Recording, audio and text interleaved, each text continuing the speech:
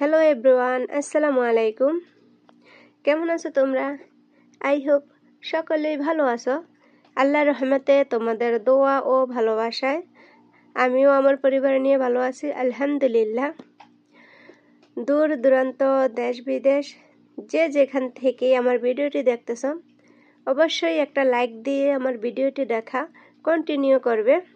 দেখা গেছে তোমাদের একটা লাইক আমাকে অনেক দূর পর্যন্ত নিয়ে পৌঁছে দিবে। তো প্রতিদিনের মতোই হচ্ছে আজকেও আমি তোমাদের সামনে একটি ব্লগ নিয়ে হাজির হয়েছি। তো অবশ্যই ব্লগটা না টেনে দেখতে থাকবে। তো এখানে হচ্ছে আব্দুর রহমানের বাবা কিছু ফ্রুটস নিয়ে আসছে, কলা, আঙ্কুর, দেন হচ্ছে আপেল। তো আমি হচ্ছে ফলগুলোকে একটু ভালোভাবে গুছিয়ে রাখতেছি, যেহেতু অনেকগুলো কলা, তো সেজন্য হচ্ছে আমি স্টিলের বলে রেখে দিছি। আর হচ্ছে আপেলগুলো ঢেলে রাখবো এটার ভিতরে, এই বক্সটাতে করে। এর আগে কিন্তু এটাতে করে মালটা নিয়ে আসছিল। তো দেন হচ্ছে আমি বক্সটাকে আর ফেলে দেই নাই, রেখে দিছি, কারণ আমার বাসায় যেহেতু অতিরিক্ত ফ্রুট আনে, তাহলে অবশ্যই আমাকে এটা কাজে লাগবে বক্সটা। তো এখন হচ্ছে আপেল রাখার কাজেই লাগিয়ে দিলাম। আর এই ছোট্ট হাজিটাতে হচ্ছে আমি আঙ্কুরগুলো রেখে দিব। তো আঙ্কুরগুলো দেখতে কিন্তু অনেকটাই সুন্দর দেখা গেছিল, কিন্তু এগুলোর ভিতরে কিন্তু অনেক পচা পচা আঙ্কুরও ছিল। তা আমি হচ্ছে সেগুলোকে বেছে রাখবো, কারণ একটার সাথে যদি আরেকটা থাকে তাহলে হচ্ছে লেগে লেগে সবগুলোই পচে যাবে। তো আমি হচ্ছে বেছে বেছে পচাগুলো সরিয়ে রাখতেছি। পুরো রমজান মাসে জুড়ে হচ্ছে আমার বাসায় একদমই ফল আনা হয় নাই, কারণ যেহেতু আমার হাজব্যান্ড দোকান ইফতার করতো, দেন হচ্ছে সেহরির আগে এসে সেহরি খাইতো, তো খাওয়া হইতো না, সেজন্য আর ফল আনা হয় নাই। তো রমজানের আগে যে মালটাগুলো নিয়ে এসেছিল, সেই মালটাগুলো পুরো রমজান এক মাস থেকে এগুলো হচ্ছে শক্ত হয়ে গেছে, শুকিয়ে। সবাই হচ্ছে রমজান মাসে ফল বেশি খায়, আর আমার বাসায় রমজান মাসেই ফল ছিল না। তো আমি 3টে সরার আঙ্গুরগুলি হচ্ছে বেছে নিছি। বেছে নেওয়ার পর দেখো এক বাটি হয়েছে। তো আঙ্গুরগুলো কিন্তু বেশি নষ্ট ছিল না, এগুলো হচ্ছে খাওয়া যাবে। তো এখন হচ্ছে আমি কলাগুলো ফ্রিজে রেখে দিছি, কারণ ফ্রিজে যদি না রাখে তাহলে এতগুলো কলা একদমই একেবারে খাওয়া সম্ভব না, বেশি পেকে হচ্ছে নষ্ট হয়ে যাবে। দেন হচ্ছে ফ্রুটসগুলো আমি ফ্রিজে রেখে দিছি। এখন হচ্ছে আমি মরিচের বটুগুলো ফেলে দেন হচ্ছে এই বক্সটাতে রেখে দেব, কারণ মরিচ তো অনেকগুলো আনছে, এগুলো তার একবারে একদিনে খাওয়া সম্ভব না। অনেক দিন ফ্রিজে রাখলে দেখা গেছে এগুলো শুকিয়ে যাবে, তখন আর বটু ফেলতে অনেক কষ্ট হয়ে যাবে। তো দেখো আমার ছেলে আঙ্গুরের প্যাকেটটা হচ্ছে মাথায় দিয়ে দাঁড়িয়ে দাঁড়িয়ে আঙ্গুর খাচ্ছে। আমি হচ্ছে আঙ্গুরগুলো ভালো করে ওকে ধুয়ে দিছি। ছোটোবেলা আমরা এরকমই করতাম, কোনো কিছুর পলি ফেলে হচ্ছে মাথায় দিয়ে দান হচ্ছে দৌড়াদৌড়ি করতাম, আর নয় হয় পায়ের সাথে আটকিয়ে তারপর হচ্ছে রাস্তা দিয়ে হাঁটতাম। আর এই হচ্ছে আমার বিছানার অবস্থা। আমার গুণধর ছেলে খেলনা সরিয়ে ছিটিয়ে আমার বিছানার কি হাল করে রেখেছে। তো আমি এগুলোকে একটু গুছিয়ে দেন হচ্ছে বিছানাটাকে সুন্দর করে একটু সাজিয়ে নিব। দেখো, যা প্রয়োজন তাও খেলনার বক্সে রাখছে, আর যা অপ্রয়োজন তাও রাখছে। আর খেলনা দিয়ে তো সারাটা ঘরই ভরিয়ে রাখছে। মা আছে না, মা তো পরিষ্কার করবেই। তাদের কাজ হচ্ছে এলোমেলো করা। হাজব্যান্ডরা যত টাকাই ইনকাম করুক না কেন, স্ত্রীরা যদি না চায় তাহলে কোনোদিনও সংসারে উন্নতি করা সম্ভব না।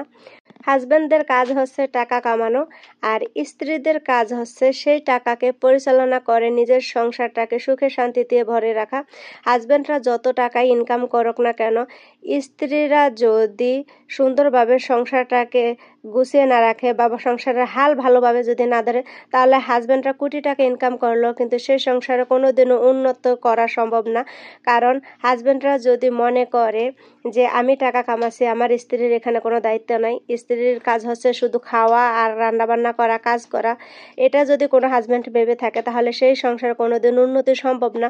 কারণ একটা হাজব্যান্ড জানে কিভাবে টাকা ইনকাম করতে হয়, আর স্ত্রীরা জানে কিভাবে সেই টাকাকে খরচ করতে হয়। কারণ হাজব্যান্ডরা জানে না, সংসার বিষয়ে কোনো তথ্যই কিন্তু হাজব্যান্ডের কাছে জানা থাকে না। আর স্ত্রীরা বুঝে যে কোন টাকাটা আমি কিভাবে কোন জায়গায় খরচ করব, কিভাবে খরচ করলে আমার সংসারে উন্নতি হবে, আয় হবে, সেটা কিন্তু একমাত্র স্ত্রীরাই জানে। সেটা কিন্তু কোনো হাজব্যান্ডের পক্ষে জানা সম্ভব না। তো কোনো হাজব্যান্ডরা আছে অতিরিক্ত চালাক, যে স্ত্রীকে হচ্ছে নিজের সংসারের কাজেরও মানুষই মনে করে, বা স্ত্রীর হাতে কোনো দায়িত্ব দিতে চায় না, মনে করে যে আমার মা বেঁচে আছে, মা বেঁচে থাকুক, মা বেঁচে থাকা অবস্থা আমি কোনোদিন স্ত্রীর হাতে দিব না। তো ভাই, স্ত্রীরা চায় শুধু নিজের সংসার কিভাবে সুন্দর থাকবে, উন্নত থাকবে, কিভাবে শাশুড়ি শ্বশুর শাশুড়ি আর হচ্ছে নিজের সন্তানকে নিয়ে ভবিষ্যতের দিকে এগিয়ে যেতে পারবে, স্ত্রীরা চায় এটা। আর যতক্ষণ পর্যন্ত শাশুড়িদের হাতে সংসার থাকে, তখন শাশুড়ি চায় শাশুড়ির বাকি যে ছেলে মেয়ে আছে সবাইকে নিয়ে চলার। এমনও শ্বশুর শাশুড়ি আছে যারা এক সন্তানের ইনকাম দিয়ে বাকি সব সন্তানদেরকে ঘরে বসে হাজিরা খাওয়ায়। তো এটা কি ভালো? এটা তো তাদের সন্তানের জন্য খারাপ, আর যে ছেলেটা সন্তানটা ইনকাম করতেছে তার ভবিষ্যতের জন্য খারাপ। কিন্তু স্ত্রীরা কোনোদিনও এই জিনিসটা করে না। তো আপুরা, যাদের স্বামীরা হচ্ছে সংসার বুঝতে চায় না, তাদেরকে অবশ্যই বুঝাতে হবে যে সংসারটা আমার, সংসারটা তোমার না, বা সংসারটা তোমার ফ্যামিলির অন্য কারণে, এই সংসারটা হচ্ছে আমার। এই সংসারটার দায়িত্ব একবার আমাকে দিয়ে যাও, যে আমি তোমার ফ্যামিলির সাথে ভালো করি কিনা, বা ওদেরকে আমি কোনোদিনও কোনো কিছুতে কষ্ট দেই কিনা, তুমি একবার হচ্ছে এই সংসারের হালটা আমার হাতে দিয়ে যাও, বা আমি এই সংসারের উন্নতি করতে পারি কিনা একবার একটু বিশ্বাস করে দেখো। তো হাজবেন্ডদেরকে বোঝানোর দায়িত্ব হচ্ছে শুধুমাত্র স্ত্রীদেরকে, কারণ অনেক হাজবেন্ডই বুঝতে চায় না, বুঝে না। অনেকেই সময়ের সাথে সাথে বুঝে, আবার অনেকের বুঝতে বুঝতে কিন্তু অনেক সময় লেগে যায়। তো সবকিছু হারিয়ে সময় লেগে গিয়ে বুঝলে তো হবে না।